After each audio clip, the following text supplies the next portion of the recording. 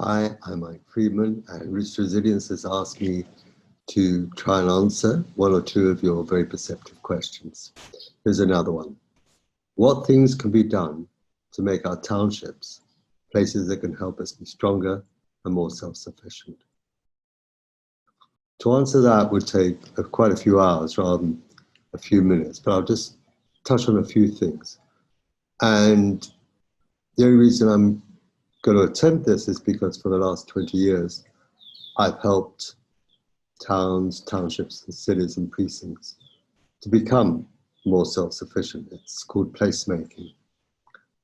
The first thing so I'm going to talk about four things. The first one is clean and safe. It's the bottom line for every community, town and township. It's clean.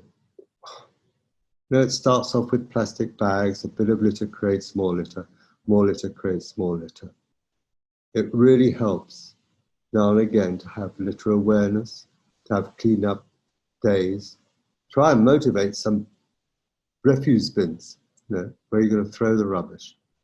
But the clean-up days can be fun. In Hout Bay, there's a clean-up day on the beach.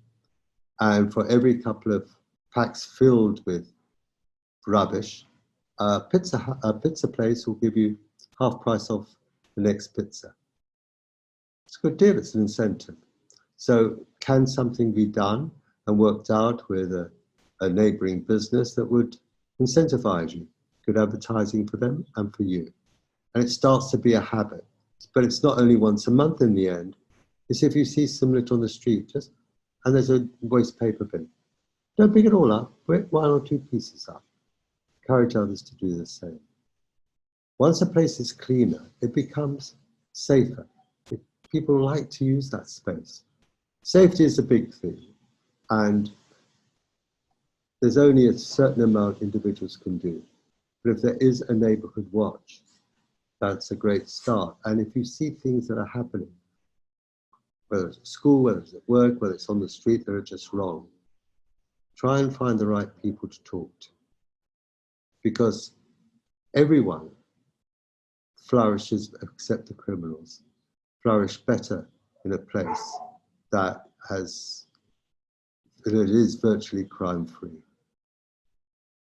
Good neighbors, that's the second thing. Be good neighbors with yourselves and with neighboring communities. I was doing something in the deep south of Cape Town, and it was around the Nortuk Valley. Nortuk is a pretty wealthy community. Masipumalele, which is a few kilometers down the road, isn't. Ocean View, opposite, isn't. Now, Nortuk is actually created a good neighbors policy where they're reaching out. What are the needs in Masipumalele that they can help with? And at this time in COVID-19, it's quite amazing. The number of food parcels that have been delivered, places like the Nortuk Deli being a center for collection and then taking hundreds and hundreds of food parcels. It's happened not just because it's happened, it happened because they're reaching out on both sides to become good neighbors. And you could become good neighbors with yourselves and with others. You'll find the best of people coming out, not the worst. Good learning opportunities in school and beyond. In school, hopefully you're getting a good education. If there are problems, if there are issues, talk about them. Is there a Parents-Teachers Association? Encourage your parents to go. Encourage them to raise your concern. Talk to your other learners. Talk to sympathetic teachers, hopefully a sympathetic head teacher. Share it because you deserve good learning opportunities. Good learning opportunities also come from a good library. Again, in the good neighbor policy, maybe there are interesting educational and other training books that can be donated.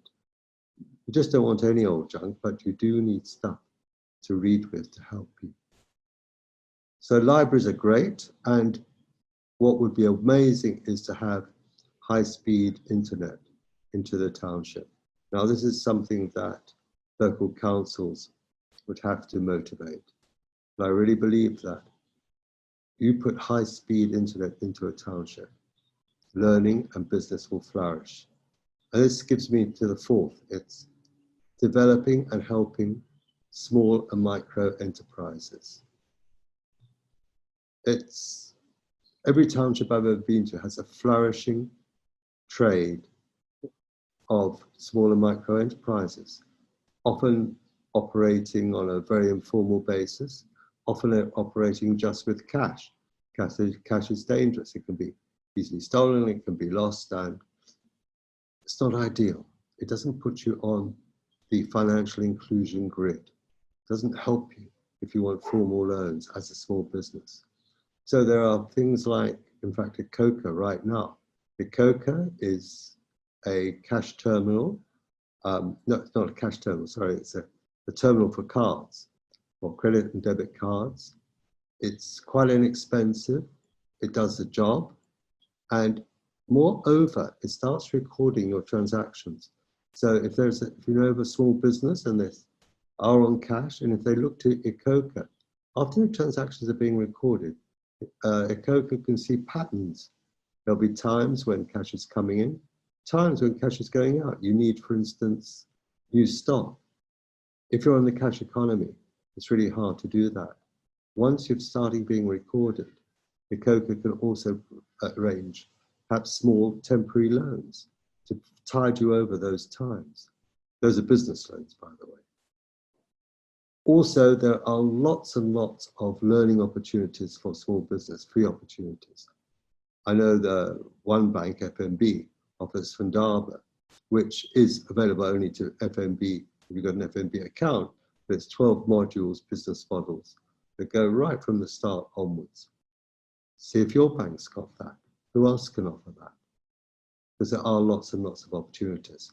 So these are just 4 things: clean and safe, good neighbors, good learning opportunities, developing small and micro enterprises that can help make your township stronger and more self-sufficient. Because in the end, you don't want money leaking out of the townships. You want money to circulate within the townships. And those where those good business opportunities can make everything work. But it starts with you. Make your place cleaner. It's a start of something big. Thank you.